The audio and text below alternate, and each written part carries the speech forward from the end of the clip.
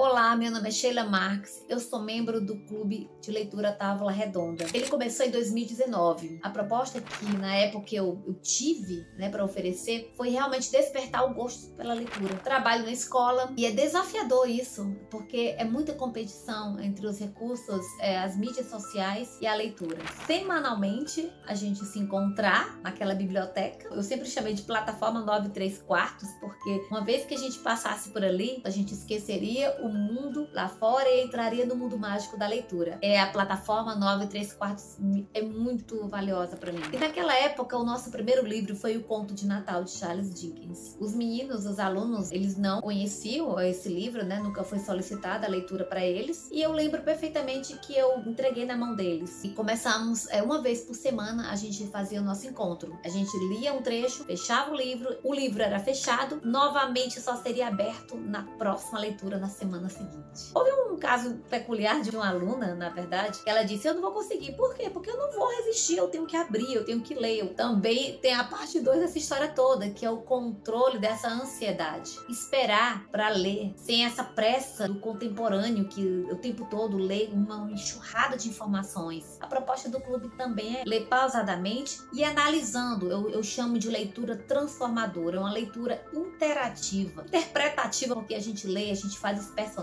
As nossas reuniões acontecem semanalmente. Começamos com Charles Dickens e o nosso livro atual é A Biblioteca da Meia-Noite. A gente embarcou nas vidas de Nora. Cada vez que a gente lê uma vida dela, a gente vai analisando esse padrão comportamental. Entra muito na questão filosófica da vida, valorização da vida, no caso do livro A Biblioteca da Meia-Noite. E em todos os personagens que a gente entra, a gente embarca nessa história, todos eles nos ensinam. Não é uma leitura por ler. Aprendemos com os personagens, discutimos, será que nós faríamos isso no lugar deles? O que nós faríamos no lugar do personagem? O que esse autor está querendo dizer? Qual a mensagem dele? É como se a gente estivesse lendo uma época, a Inglaterra vitoriana, Machado de Assis, Rio de Janeiro do século XIX, como era o realismo através dos olhos de Machado de Assis, quando a gente lê O Alienista, comportamento humano, como ele acontece, como o outro é capaz de ver tanto. O Machado de Assis, uma Bacamarte, ele olha tanto o outro, ele vê tantos defeitos, ele vê a loucura do outro, mas não percebe a sua própria loucura. Cada vez que a gente lê, uma vez por semana, a gente embarca, a gente faz essa leitura transformadora, entendendo e carregando um pouco desses personagens para o nosso aprendizado, além de despertar o gosto pela leitura. Jovens que não têm o hábito de leitura, eles começam a ler em grupo, interagindo, e vai despertando isso, porque é para a vida. Essa é a intenção do Clube Távola Redonda, trazer todo um aprendizado, entender o comportamento deles e como nós somos transformados por essas leituras. Eu queria compartilhar hoje essa aquisição minha particular, As Crônicas de Nárnia. Quando eu vi essa história, eu era uma criança, a história era contada de forma bem rudimentar, aqueles desenhos, quem é da minha geração sabe. A gente não tinha esses recursos tecnológicos que hoje nós fazemos uso, mas ficou gravado na minha memória. O Leão, a Feiticeira e o Guarda-Roupa. Isso ficou bem gravado na minha memória na época, não pelo nome, mas pelas cenas, pela doçura, pela magia, pela fantasia. Eu lembro que durante anos isso ficou arquivado na minha memória. Durante muito tempo, quando me vinha uma cena muito triste, o sacrifício de Aslan para salvar o garoto que acabou denunciando na história, eu lembro que isso ficou marcado como uma cena muito triste. Anos depois eu vi no cinema. Quando eu assisti no cinema foi um espetáculo, uma coisa incrível. Hoje, depois de muito tempo, na fase adulta, eu vim analisar, vim perceber toda a profundidade do Sr. Clive Staples Lewis, C.S. Lewis. Esse livro foi escrito em 1950 e tem um cunho muito religioso, porque fala justamente do sacrifício, no caso do Aslan, para salvar o próximo, o amor ao próximo. E esse amor foi tão grande que ele acabou renascendo. Ele ressuscitou após o sacrifício dele, fazendo talvez aquela referência: Jesus ressuscitou no terceiro dia, ele deu a sua vida para salvar a humanidade. Então Aslan pega muito essa linha do Cristo, dessa mensagem de amor ao próximo. A história também se passa na Segunda Guerra. O que eu entendo? O que eu extraio disso aí? Em meio ao caos, os bombardeios, no meio do bombardeio, aquelas crianças, elas são convidadas a se retirarem para se protegerem, e naquele caos total a magia acontece. Aquelas crianças,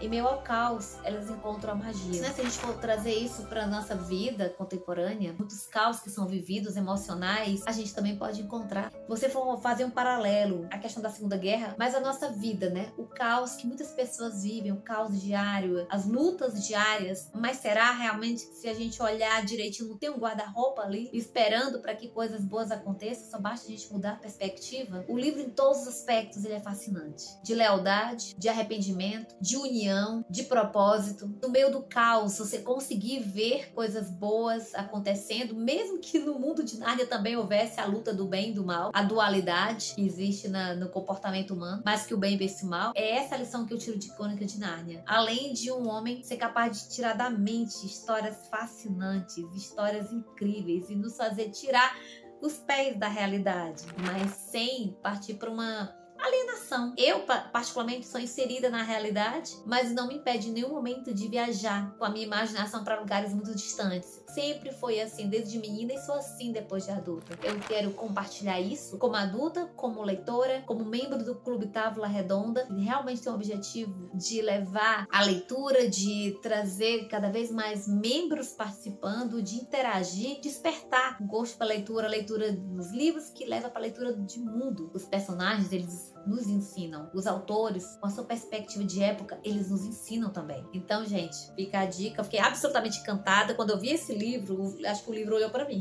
Encantador. Lembrando que o senhor C.S. Lewis, ele quis fazer as próprias ilustrações, mas ele optou por um ilustrador famoso já na época que fez só a ilustração de Tolkien, O Senhor dos Anéis. Ele acabou fazendo toda a sequência dos 7 livros de Nárnia. Eu espero que vocês tenham gostado, e esse livro aqui, com todas as histórias mágicas ou reais, elas nos ensinam de todas as formas. Nossas leituras acontecem uma vez por semana. Eu vou deixar aqui embaixo o nosso contato e vai ser um prazer imenso contar com você na nossa próxima leitura.